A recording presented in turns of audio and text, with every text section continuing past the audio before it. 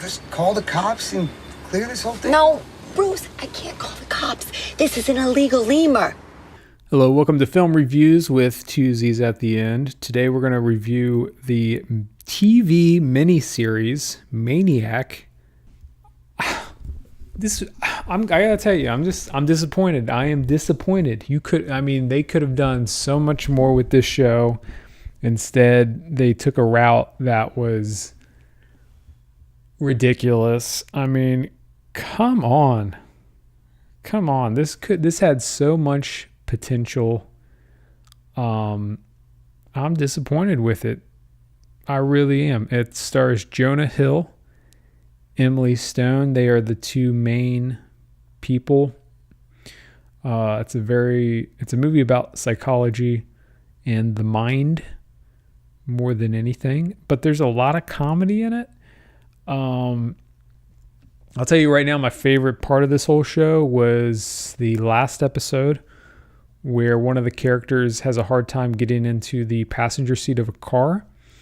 And then later on the episode, Jonah Hill, his character, doesn't open the door, and Emma Stone's like, open the door, it's unlocked. And then he does. I thought those were the funniest things in this whole entire series. Those two moments right there. Some of the things that just kind of made me like question why. Justin Theroux, his character has probably one of the worst voices I've ever heard in a TV show / movie. His acting in this is just terrible. I don't know what direction he got for the character, but it's like a guy who is always trying to say things a certain way. And I guess it's supposed to be funny. I don't know. It's not that funny. And then the cinematography in this show is very strange. It's anamorphic filming, it looks like, which I guess they did to make it look like a big budget movie. The whole show seems like a movie. It's just 10 episodes. It's just really drawn out. There's a lot of details that happen in the show, but like the details don't even matter. I really wish they would have spent more time with the details within the dream world of the episodes of how they related to their real life. I think they just didn't spend a lot of time thinking about the details. I mean, there's stuff there, but it's just, there's also things that are just played for comedy. But to me, I think this show would have been a lot better if it was more dramatic instead of a mix of drama and comedy. A dramedy, as they say. I mean, but you have Jonah Hill, so he's a comedian, right? No, he's not. I don't know. It's the art direction I liked. I like the art direction. It was like mid 90s or late 80s kind of environment.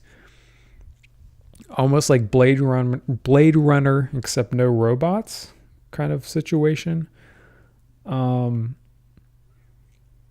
not going to really explain much of the plot or the whole storyline. I think it's just pretty much what it is. It's a love story, and it's Jonah Hill and Emma Stone.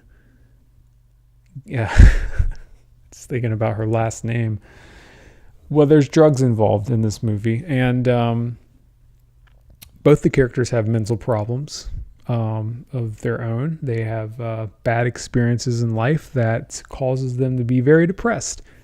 And it's pretty much they meet as strangers, and then they go to this company to test a drug. And when they're testing that drug, they fall asleep and they imagine a fantasy world where both of them play different characters. And at the end of the movie, they fall in love, which is like any pretty much any love story, really. I mean, you go through an experience with someone else, and then that makes you closer to that person. That's that's a foundation of a love story right there. So that's kind of, that's been done before.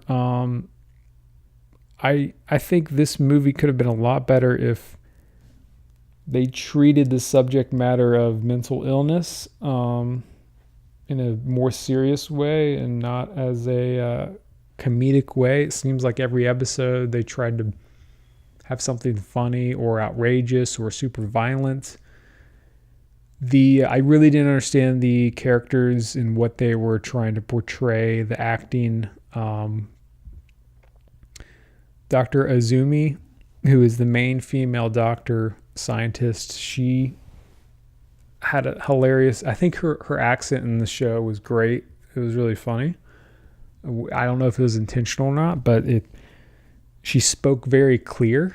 And it almost seemed like they dubbed her voice, which was, I think it was kind of amusing, but towards like episode 5 and 6, it's just like, okay, I get it. I don't know it was just this whole show. I don't know if it was intentional, but it made everything seem fake. Like the characters weren't really weird, were not really real. The environments that they were living in was like half sci-fi, half modern, half old technology. So it didn't really seem like a real place and time. It was like half futuristic, which was kind of funny. Like that was kind of neat though, because they played around with that, had probably a good time creating that atmosphere. But the characters just, there's just a lot. I still think after watching episode 10, I still have a few questions of, their background, their past. I think they could have explained more of the family dynamics of both Emily Stone and Jonah Hill, the characters they played. I think they could have explained more of their family situation. Instead, they made it. I mean, this show is very much like an experience kind of show about people with mental problems. I really wonder why. What's his name? The Cary Fukunaga, who I guess directed it and helped write it. I don't know if this is an original story from him. But I mean, what's the deal, man? What happened? Why did you do this? You directed a great movie, Jane Eyre. You also made one of the best Netflix movies, Beast of No Nations, like in production wise, at least. I mean, there's things about that movie I don't like, but that's because the subject matter is very dark and depressing, but it's still very well made. I mean, which proves like he can make really strong subjects into really good movies in this medium, in this storytelling language. But Maniac was, I feel like it could have been more in line with the old Twilight Zone show with Rod Sterling. I think I just wish they would have made it a little more serious and not as ridiculous, because I mean, there was psychology in this show, but it was like goofy kind of. Sally Field played a inspirational psychologist that was also she had problems of her own. Like every character in this show had like problems with other people, either mentally or just with relationships. And I guess some of it got solved. I don't know. I mean, the movie pretty much says fall in love with somebody and everything's fine. Like that's the diagnosis of this film, which is like a cheap way to answer all these questions. It's like, I don't know. To me, it looks like they just had too much fun making this show.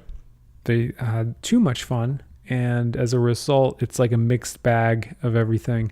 You're not getting Cheerios. No, you're getting Cheez-Its. You're getting pretzels, and you're getting some M&Ms. It's a little bit everything for everybody. That's what they decided to do. My final score for this show, this entire series, 10 episodes, is 5 out of 10. If you're looking for something really, really neat like Inception, this isn't the show. You're not going to get it. But if you want to have a fun time and laugh and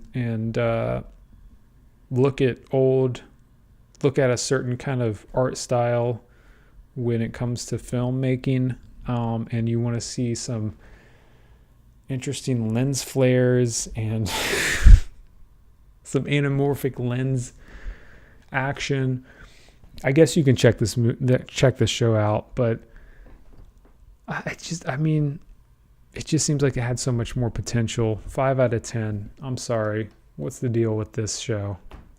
Let's move on.